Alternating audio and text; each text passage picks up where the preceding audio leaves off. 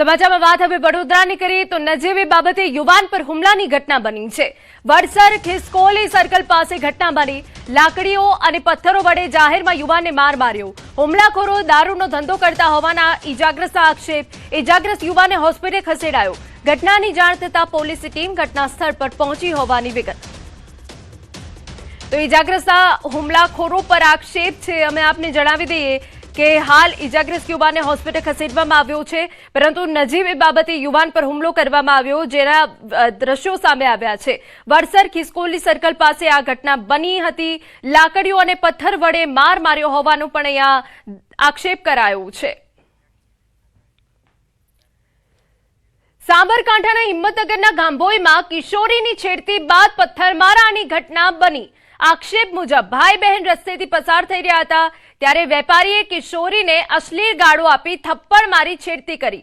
કિશોરીએ વિરોધ કરતા વેપારી સહિત 7 શખ્સોએ તેના ઘરે જઈ હુમલો પથ્થરમારો કર્યો। આ મામલે ગાંભોઈ પોલીસે 7 શખ્સો વિરુદ્ધ ગુનો દાખલ કર્યો છે અને આરોપીઓની ધરપકડ માટેની કાર્યવાહી હાથ ધરાઈ છે।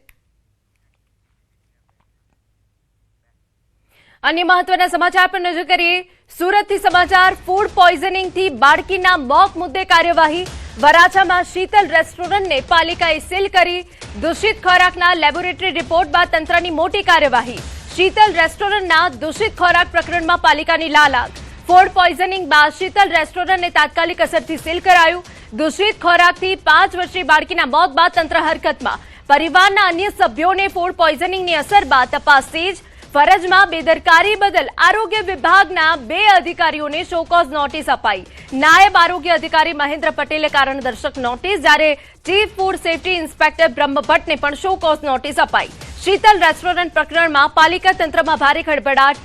અધિકારીઓ પાસેથી ખુલાસો માંગતા આરોગ્ય વિભાગને નોટિસ ફટકારી છે। તો અમારા સંવાદદાતા કીર્તેશ વધુ વિગતે વાત કરવા જોડાયા છે। Kirtesh, overall update.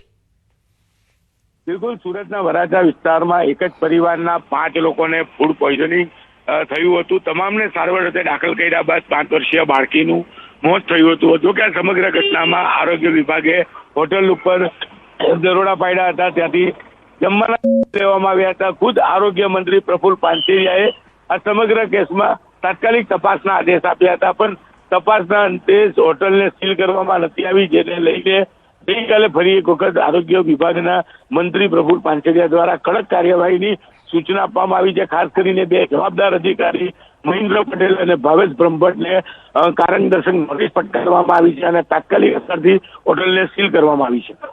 બિલકુલ, આભાર તમામ વિગતો બદલ। સમાચાર સુરતમાંથી। ગોડાદરામાં ગંભીર ઘટના બની। ગર્ભવતી મહિલાનું સારવાર દરમિયાન મોત થયું। સગર્ભા સાથે બાળકનું પણ મોત થયું। પરિવારજનોના તબીબ પર ગંભીર આરોપ છે। ડોક્ટર પર બેદરકારીનો આરોપ લગાવ્યો। સારવારમાં યોગ્ય ધ્યાન ન આપ્યાનો પરિવારજનોનો આક્ષેપ છે। સુરતના ગોડાદરામાં 26 વર્ષીય ગર્ભવતી મહિલાનું સારવાર દરમિયાન મોત। મહિલાના મોત બાદ હોસ્પિટલ પરિસરમાં પરિવારજનોનો હોબાળો। ગર્ભવતી મહિલાના મોત મામલે પરિવારજનોમાં આક્રોશ। માતા અને બાળકના મોતથી પરિવાર પર આપ તૂટી પડ્યું।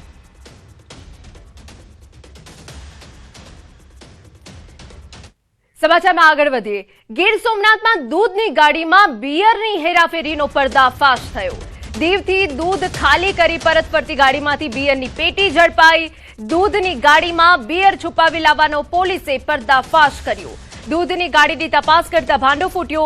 પ્રાચી નજીક ઘંટિયા ગામ પાસેથી બિયરની હેરાફેરી ઝડપાઈ। મહીન જાન મહમદ બાસ્ઠિયાની અટકાયત કરાઈ છે।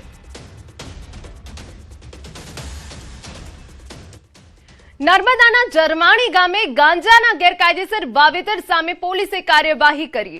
ખેતરમાંથી ગાંજાના 357 લીલા છોડ અને 32 કિલો 500 ગ્રામ લીલો ગાંજો મળી આવ્યો, જ્યારે મકાનમાંથી 5 કિલો સૂકો ગાંજો ઝડપાયો। પોલીસે અંદાજે 18,75,000 રૂપિયાનો મુદ્દામાલ જપ્ત કર્યો। સમગ્ર મામલે પોલીસે 70 વર્ષીય ગોપાલ તડવી સામે ગુનો નોંધીને વધુ તપાસ હાથ ધરી છે।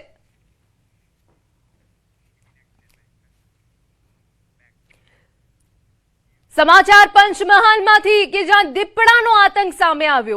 ઘોગંબા તાલુકાના ગજાપુરા ગામમાં મળસ્કે ગામમાં દીપડો ઘૂસ્યો। ઘરમાં બાંધેલા 4 બકરાને ફાડી ખાધા। આપને જણાવી દઈએ, એક બકરાને જીવતો લઈ જંગલ તરફ દીપડો ભાગ્યો. દીપડાને બકરા પર હુમલો કરતો જોઈ મહિલા ભયથી ધ્રુજી ઉઠી. ગોદડીમાં મોઢું છુપાવી ખાટલા પર મહિલા પડી રહી. 3 દિવસ અગાઉ પણ બાળકીના ખાટલા નજીક દીપડો પહોંચી ગયો હતો. સપ્તાહથી રહેણાંક વિસ્તારમાં દીપડાની અવરજવરથી હવે ગામ લોકોમાં ભય છે. ખેતરમાં જતા ખેડૂતો પણ હવે ડરે છે. દીપડાને પાંજરે પૂરવા ગ્રામજનોની ઉગ્ર માંગ. વન વિભાગની ટીમે ઘટનાસ્થળે પહોંચી ફૂટમાર્ક લીધા. મૃત બકરાના વર્તન માટે વન વિભાગે કાર્યવાહી શરૂ કરી છે. અમારા સંવાદદાતા રાજેશ વધુ વિગતે વાત કરવા જોડાયા છે. રાજેશ, જે વિગતો મળી રહી છે તે પ્રમાણે ઘણા દિવસોથી આ ગામમાં દીપડાના આટા ફેરા છે. લોકો ડરી રહ્યા છે. વન વિભાગે શું તજવીજ હાથ ધરી છે? ચોક્કસ દીપડો છેલ્લા એક સપ્તાહથી ગજાપુરા ગામમાં વારંવાર દેખા દઈ રહ્યો છે. સાથે સાથે જ ગામમાં એક ડેરી આવેલી છે, ત્યાં પણ એક દિવસ ત્યાં ખાટલા નીચે ઘૂસી ગયો હતો. આ ઉપરાંત 2 દિવસ અગાઉ જ અહીંયા બારિયા ફળિયામાં એક મકાનમાં ઘૂસી ગયો હતો, રહેણાંક મકાનમાં, પરંતુ બાળકીના રડવાનો અવાજ આવતા દીપડો ત્યાંથી ભાગી છૂટ્યો હતો. જેના બાદ આજે જે બારિયા ફળિયામાં એક મકાન હતું, ત્યાં રહેણાંક મકાનમાં દીપડો ઘૂસી ગયો હતો અને 4 બકરાનું મારણ કર્યું હતું ને એક જીવિત બકરાને લઈને જંગલ તરફ ભાગી છૂટ્યો હતો. દરમિયાન મહિલા હતી, એક મહિલા જે રડમસ સ્વરે અને ધ્રુજતા જણાવી રહી હતી કે દીપડાને મેં નિહાળ્યો હતો, પરંતુ જો હું દીપડાનો પ્રતિકાર કરું અથવા તો હું બૂમાબૂમ કરું તો દીપડો મારા પર હુમલો કરે, એ ડરથી મેં બૂમરાણ કરી નથી.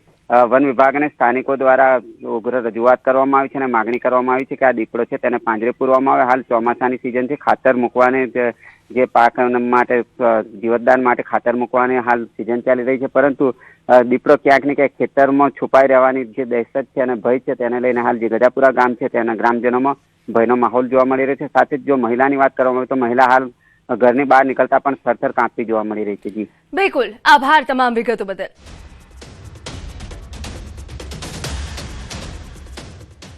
સમાચારમાં આગળ વધીએ.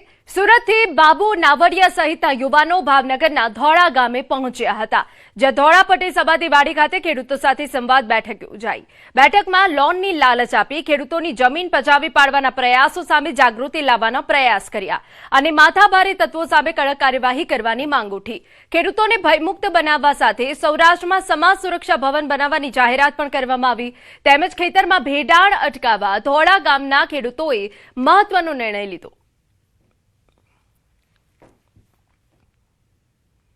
અમદાવાદમાં એએમસીની હાઉસિંગ કમિટીએ આવાસ યોજનાને લઈ 2 મહત્વપૂર્ણ નિર્ણયો લીધા. આવાસ યોજનાના મકાનોમાં ગેરકાયદેસર વસવાટ કરતા લોકો સામે હવે કાર્યવાહી કરવામાં આવશે. છેલ્લા 7 વર્ષમાં 11,122 લાભાર્થીઓને હાઉસિંગ મકાનોનું પોઝેશન આપવામાં આવ્યું. આ તમામ લાભાર્થીઓ ખરેખર ફાળવાયેલા મકાનમાં રહે છે કે નહીં તેની ચકાસણી કરવા એએમસી દ્વારા દર સપ્તાહે 1 દિવસ સરપ્રાઇઝ ચેકિંગ હાથ ધરાશે. સાથે ઝોનના એસ્ટેટ અધિકારીઓ અને કર્મચારીઓ એક સાથે તપાસ કરશે. આજે મેં માઇક્રો પ્લાનિંગ કર્યું છે. માઇક્રો પ્લાનિંગમાં 7 ઝોનના મેં બાયફર્કેશન કરાયા છે. છેલ્લા 7 વર્ષમાં 11,122 લોકોને આપણે પોઝેશન આપ્યું છે.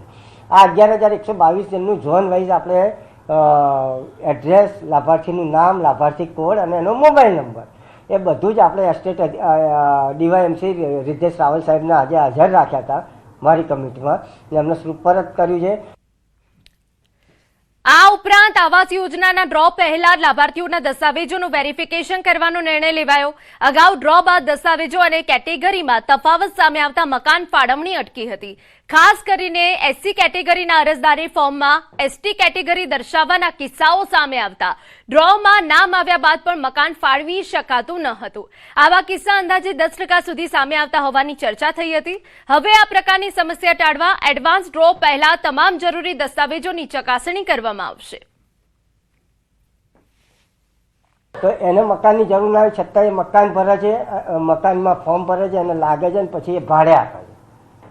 તો એ ભાડે આપે છે એનો મતલબ એવો છે કે એને મકાનની જરૂર નથી. જે લાભાર્થી ખરેખર પોતાના કુટુંબ સાથે રહે છે, પરિવાર સાથે રહે છે અને એને મકાનની જરૂર છે છતાં મકાન મળતું નથી, તો ઓરિજિનલ લાભાર્થીને એનો લાભ મળે, એનો ન્યાય મળે, એના માટે આ